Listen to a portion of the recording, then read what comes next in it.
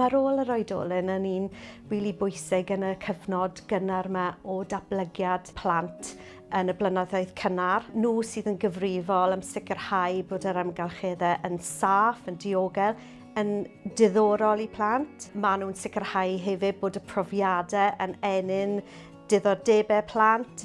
Maen nhw'n modelu iaith, maen nhw'n modelu ymddygiad ac hefyd maen nhw'n modelu yr agweddau llawennau tuag at dysgu.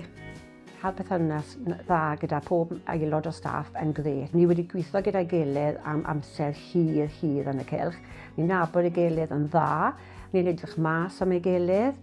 Os mae hi'n ddim yn twmlo'n 100% heddi a boddi, ni'n nabod ei gilydd yn dda.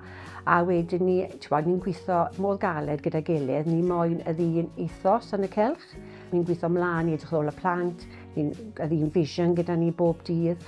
Mae'n bwysig i nabod y cefndir y plentyn os mae'n dod i'r cylch. Mae'n bwysig i nabod beth mae'r plant yn hoffi, mae'n bwysig i gwybod beth sy'n gwneud y plentyn yn drist, a i gwybod yr ardal ble mae'r plentyn yn dod o, tym bach o falle siblings gyda nhw, a i dod i nabod y plentyn yw'n cael setlo'n well yn y cylch. Mae pob plentyn yn cael un tudalen profil i dod mewn i'r ysgol, ni'n cael nabod y plentyn fwy dda i nhw'n cael setlo mewn yn well. Fel cyflogwr, mae'n rili bwysig bod y staff yn gwybod ein bod ni'n clywed nhw ac yn gwrando arnyn nhw. Mae'n hanfodol i edrych ar ôl moral staff yn y gweithlu.